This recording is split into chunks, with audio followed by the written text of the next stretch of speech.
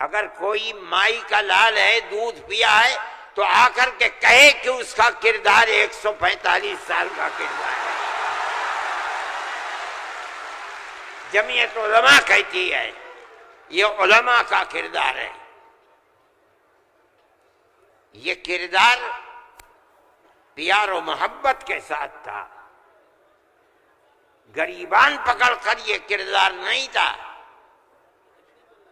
ایک دوسرے کے درد میں اور سکھ میں ہر چیز کے اندر شریک تھا۔ یہ ہمارا کردار تھا۔ ہم نے اس طرح سے اس ملک کو آزاد کرایا، کوئی نہیں تھا آزادی کی آواز اٹھانے والا۔ 1803 سے ملک کے لیے قربانی دینے والے 1857 کے اندر صرف دہلی کے اندر 33,000 علماء کو قتل کیا گیا۔ سنبھل میں، مراد آباد میں، میرٹھ میں سینکڑوں علماء کو جس کے جسم کے اوپر لباس عالموں جیسا ہوتا تھا اس کو پھانسی کے تختے پر چڑھا دیا جاتا تھا۔ کوئی نہیں تھا، کانگریس کا وجود بھی نہیں تھا۔ کانگریس تو بنی ہے 1883 میں، اور 1885 میں اس کا پہلا اجلاس ہوا ہے، جبکہ 1803 سے حضرت شاہ عبدالعزیز صاحب نے اعلان کر دیا تھا کہ ہمارا ملک مسلمانوں کا یا ہندوؤں کا ملک نہیں رہا، یہ انگریزوں کا ملک ہو گیا، ہم غلام بن گئے۔ اب غلامی کی زنجیروں کا توڑنا اور جہاد کرنا ہر ایک کا فرض ہے، اور اس کے بعد جہاد پر لگ گئے۔ کوئی مائی کا لال نہیں تھا جو انگریز کی اس طاقت کے مقابلے میں کھڑے ہو کر غلامی کی زنجیروں کو توڑنے کے لیے اپنی زبان کو کھول سکے۔ اس اعلان کے تقریباً 80-82 سال کے بعد کانگریس بنی، اور کانگریس کا جو مقصد تھا، جو آج بھی کتابوں میں موجود ہے، وہ ملک کی آزادی نہیں تھا۔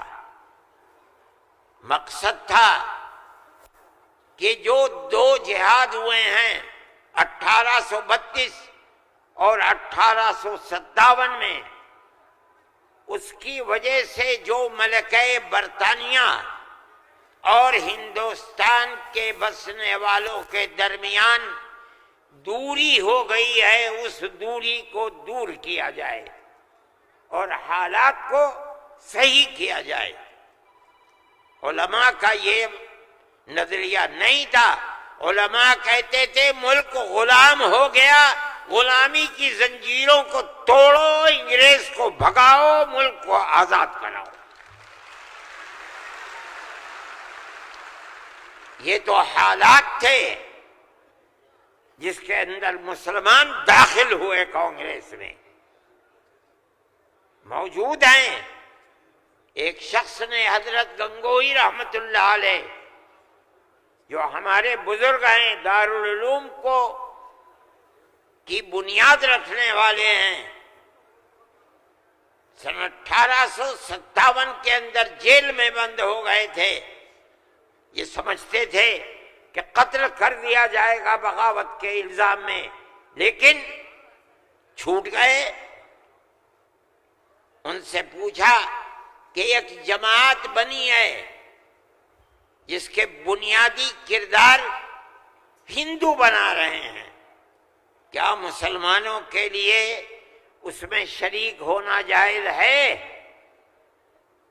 حضرت نے فتویٰ دیا جس طرح ایک ہندو اور ایک مسلمان کاروبار اور بزنس میں شریک ہو سکتا ہے، تو اسی طرح کانگریس کے ساتھ مسلمان شریک ہو سکتا ہے، بشرطے کہ اپنے دین کا نقصان نہ ہو۔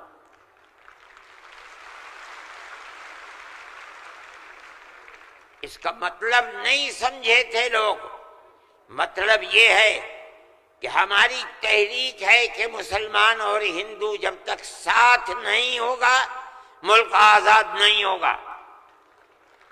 تم اس کے اندر گھسو اور اتنی طاقت پیدا کرو اپنی گھس کر کہ کانگریس کو مجبور کر دو کہ وہ اپنا نقطہ نظر بدل کر ملک کی آزادی کے لیے جد و جہد کرے۔ چنانچہ کانگریس نے اپنا نقطہ نظر بدلا، ملک کی آزادی کو اپنا نقطہ نظر بنایا، اور پھر اس کے بعد ہندو اور مسلمانوں نے شریک ہو کر ایک دوسرے کے ساتھ چل کر ملک کی آزادی کے لیے آواز اٹھائی، قربانیاں دی ہیں، اور انہی قربانیوں کے نتیجے کے اندر ملک آزاد ہوا۔ میرے بھائی اس بات کو سمجھیے، جیسے جیسے ملک کی آزادی قریب ہوتی جاتی تھی، جمعیت علماء ہند بار بار کانگریس سے کہتی تھی کہ ہم نے تمہارا ساتھ دیا ہے، آج ہم تمہارے ساتھ کھڑے ہیں، ہمیں یہ بتاؤ کہ ملک کی آزادی کے بعد ملک کا دستور کیا رہے گا، کیا سیکولر دستور ہوگا یا مذہبی حکومت ہوگی؟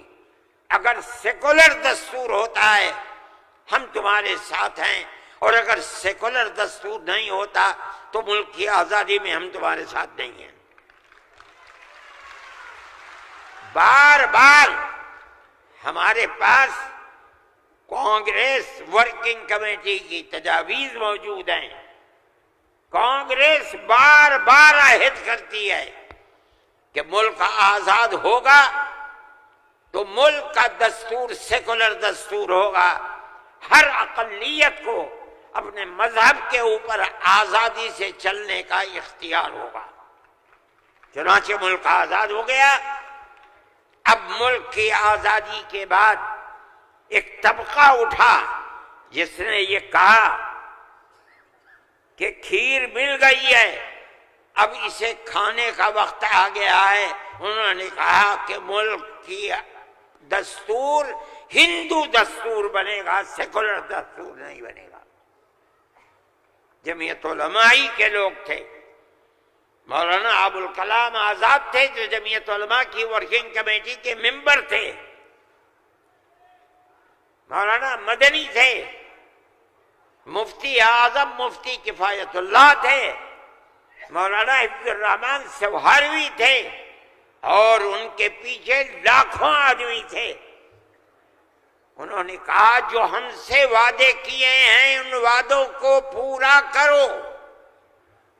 اگر ملک کی تقسیم ہوئی ہے اور مسلمانوں کو ایک حصہ دے دیا، تم نے دیا ہے دستخط ملک کی تقسیم پر، تم نے کیے ہیں، ہم نے جوتے کھائے ہیں، ہمارے گلوں کے اندر جوتوں کے ہار پڑے ہیں، مگر ہم نے ملک کی تقسیم کو منظور نہیں کیا۔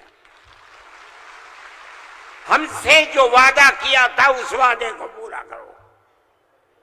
جو دستور کے اندر دفعات ہیں کہ ہر اقلیت کو اپنے مذہب پر چلنے کا حق ہے، یہ دفعات جمعیت علماء کی دی ہوئی دفعات ہیں، مولانا ابوالکلام آزاد کی دی ہوئی دفعات ہیں، مولانا مدنی کی دی ہوئی دفعات ہیں، مفتی کفایت اللہ کی رکھی ہوئی دفعات ہیں، جن دفعات کی بنیاد پر ہر اقلیت ملک کے اندر ملک وہ حصہ سمجھتی ہے جو حصہ کوئی اکثریت کا فرض سمجھتا ہے۔ یہ جمعیت علماء کی تاریخ ہے۔ ہم اپنے مذہبی اعتبار سے دستور کو ہاتھ میں لے کر کہہ سکتے ہیں کہ ہمیں اپنے مذہب پر چلنا اور مذہب کو اختیار کرنے کا حق ہے، اس دستور کے اندر ہے۔ نعرہ تکبیر، میرے بھائی، نعرہ تکبیر، میرے بھائی، میرے پاس واٹس ایپ نہیں ہے، میں یہ لغو کام نہیں کرتا، نہ مجھے فرصت ملتی ہے کہ میں دیکھتا ہوں ہر وقت واٹس ایپ کو۔ مجھے آج صبح ایک صاحب نے دکھلایا کہ کل مودی جی نے، وہ بڑے آدمی ہیں، میرے ملک کے وزیر اعظم ہیں، انہوں نے تقریر کی ہے اور اس کے اندر یہ فرمایا ہے کہ وقف، ہندوستان کے دستور کے اندر وقف کوئی چیز نہیں ہے۔ مجھے حیرت ہوئی کہ ایک ملک کا وزیر اعظم اور ہندوستان جیسا وزیر اعظم یہ بات کہہ رہا ہے۔ میں کہتا ہوں کہ وقف قرآن کا فیصلہ ہے، اللہ کے نبی حضرت محمد کا فیصلہ ہے، ہمارے دین کا جز ہے۔ وقف کا لفظ نہیں آیا، لیکن یہ بات آ گئی 25 اور 26 دفعات کے اندر کہ اس ملک میں ہر اقلیت کو اپنے مذہب کو پکڑنے، اپنے مذہب کو چلنے کا اختیار ہے۔ کیا مطلب یہ ہے؟ کل کو آپ کھڑے ہو کر کہہ دیں کہ نماز کا ذکر دستور کے اندر نہیں ہے، حج کا نام دستور کے اندر نہیں ہے، زکوٰۃ کا نام دستور کے اندر نہیں ہے، رمضان کے روزوں کا نام دستور کے اندر نہیں ہے، اس لیے ہر چیز کو مٹا دیا جائے۔ یہ کیا چیز ہے؟ دستور، مجموعی طور پر دستور نے کہہ دیا کہ مسلمان ایک اقلیت ہے اور ہر اقلیت کو اپنے مذہب پر چلنے کا اختیار ہے۔ مذہب کی ہر چیز اس ایک دفعے کے اندر آ گئی۔ وقف کا مسئلہ، اسلام کے اندر جو چیز اسلام کی ہے مذہب، وہ چیز ہے جو قرآن کے اندر ہے، ایک۔ دوسری وہ چیز ہے جس کو ہمارے آقا حضرت محمد صلی اللہ علیہ وسلم نے فرما دیا۔ یہی دو اسلام کی بنیادیں ہیں۔ سمجھو، قرآن کی آیت ہے، چوتھے سپارے کی پہلی آیت، لن تنالوا البر حتى تنفقوا مما تحبون۔ لن تنالوا البر، ہرگز تم جنت کو نہیں پا سکتے۔ بر کی تفسیر مفسرین جنت سے کرتے ہیں۔ اے مسلمانوں، کان کھول کر سن لو، ہرگز تم جنت کو نہیں پا سکتے یہاں تک کہ تم اپنے اس مال کو اللہ کی رضا کے لیے خرچ کرو جو تمہارے پاس ہے۔ جس مال کو سے تمہیں محبت ہے، اس مال کو تم اللہ کی رضا کے لیے خرچ کرو۔ اسلام ایسا مذہب تھوڑی ہے۔ جب یہ آیت اتری، اللہ کے نبی نے بیان فرمائی، تو نسائی کی حدیث ہے کہ ابو طلحہ انصاری رضی اللہ تعالیٰ عنہ، جو ایک دولت مند آدمی تھے، وہ اللہ کے نبی کے پاس آئے اور آ کر کہا کہ یا رسول اللہ، اللہ ہم سے ہمارے مال کے بارے میں فرماتا ہے کہ اگر تم جنت کے طالب ہو تو جو مال سب سے اچھا ہے تم اس کو اللہ کے راہ میں خرچ کر دو۔ یا رسول اللہ، میرا سب سے بہترین مال فلانی زمین ہے، میں آپ کو گواہ بناتا ہوں کہ میں اس کو اللہ کے لیے وقف کرتا ہوں۔ یہ حدیث موجود ہے نسائی کے اندر۔ مذہب اور کس چیز کا نام ہے؟ جو اللہ نے فرمایا وہ مذہب ہے، جو رسول اللہ نے فرمایا وہ مذہب ہے۔ مجھے حیرت ہے کہ مودی جی ہمارے مذہب کے بارے میں فیصلہ کرتے ہیں کہ وقف کے اندر وقف کا ذکر دستور کے اندر. ارے بابا دستور کے اندر مذہب اسلام کو ہر اقلیت کو اپنا مذہب قبول کرنے کا اختیار آزادی کے ساتھ ہے. یہ ہمارا مذہب ہے، وقف ہمارا مذہب ہے. اللہ نے فرمایا، رسول اللہ نے فرمایا. حدیث کے اندر آتا ہے کہ جب انسان مر جاتا ہے، یہ مسلم کی حدیث ہے، اذا مات الانسان انقطع عمله عنه. جب آدمی مر گیا اب اس کے اندر کام کرنے کی طاقت بھی نہیں ہے. اب اسے کسی چیز کا ثواب ملتا تھا، نماز پڑھنے کا، روزہ رکھنے کا، نہ نماز پڑھ سکتا ہے نہ روزہ. مگر فرماتے ہیں 3 چیزیں ایسی ہیں مرنے کے بعد بھی آدمی قبر میں چلا گیا اسے ثواب ملتا رہتا ہے. کیا ہے اس کے اندر؟ پہلی چیز ہے صدقۃ جاریۃ، ایسا صدقہ کر کے جانا کہ جو اس کا ثواب برابر جاری رہے. مثال کے طریقے پر کوئی کنواں کھدوا دیا، یہ اللہ کے لیے وقف ہے، 100 سال 200 سال 1000 سال اگر اس کنویں سے پیاسا پانی پیے گا اس آدمی کو پہنچے گا جو مر گیا 100 سال پہلے، اس نے بنوایا تھا کنواں. اسی لیے مسلم کی روایت ہے اور اس کے شارح امام نووی فرماتے ہیں کہ مراد اس سے وقف ہے. یہ قرآن و حدیث میں آپ کو سنا رہا ہوں. مجھے حیرت ہے کہ ہندوستان جیسے ملک کا وزیر اعظم ایسی بات کہہ رہا ہے. ارے بابا کیا زکوٰۃ کا ذکر آئے گا دستور کے اندر؟ کیا نماز کا ذکر آئے گا دستور کے اندر؟ کل کو کھڑے ہو کے یہ کہہ دو کہ نماز کا ذکر دستور میں نہیں ہے اس لیے نماز نہیں پڑھنے دی جائے گی. زکوٰۃ دستور میں نہیں ہے، زکوٰۃ نہیں کرنی. میں سوچتا ہوں کہ اللہ ملک کا کون بول رہا ہے؟ وزیر اعظم، اور ایسی چیز بول رہا ہے جس کے نہ سر ہے نہ پر ہے. ہم اس کے مخالف ہیں. ہم کہتے ہیں پڑھو، خود نہیں پڑھتے، پڑھے ہوئوں کو بلاؤ، ان سے پوچھو دین کیا ہے، مذہب کیا ہے، ہم بتائیں گے. ہمارا ملک ہے، ہم ہمیشہ سے اس ملک میں رہتے آئے ہیں. اگر ہندو کی ذات برہمن ہے، جاؤ کشمیر میں مسلمان بھی برہمن ہے. اگر ہندو تیاگی ہے، مسلمان بھی تیاگی ہے. اگر ہندو راجپوت ہے، مسلمان بھی راجپوت ہے. ہم کہاں سے آئے ہیں؟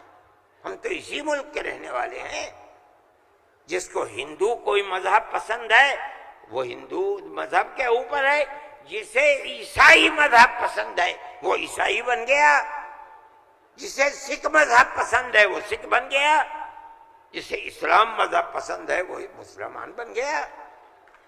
لیکن جس طرح ایک گھر کے اندر 5 بیٹے ہیں، ایک ٹھگنا ہے، ایک لمبا ہے، ایک کالا ہے، ایک گورا ہے، یہ اختلاف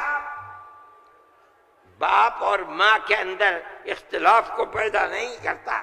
اسی طرح ہمارا مذہب ہے کہ آدمی کسی بھی مذہب کو اختیار کر لے، لیکن ہندوستانی ہونے میں ملکی اعتبار سے کوئی فرق نہیں ہے. ہمارا مذہب ہے، ہم اس کو مانتے ہیں اور یہی ایک حقیقت ہے. لیکن برا ہو اس نفرت کی سیاست کا. ایک ایسی بات کہہ رہے ہیں جس کے نہ سر ہے نہ پیر ہے. ایسا معلوم ہوتا ہے جیسے ہر مذہب کی ایک ایک جزئی چیز کو دستور میں ہندوستان کے اگر لایا جائے گا تو وہ دستور ہوگا، نہیں لایا جائے گا دستور نہیں ہوگا. لیکن میں کہتا ہوں کہ یہ غلط ہے. مودی جی کو ایسی کچی بات نہ کہنی چاہیے، لیکن دنیا ہے، ہر بات کو کہتی چلی جا رہی ہے۔ آپ کے برابر میں جب ملک کا پرائم منسٹر یہ باتیں کرتا ہے جس سے مسلمانوں کے خلاف نفرت ظاہر ہوتی ہے، ملک کا ہوم منسٹر ایسی باتیں کرتا ہے تو دوسرے کیوں نہ کریں گے؟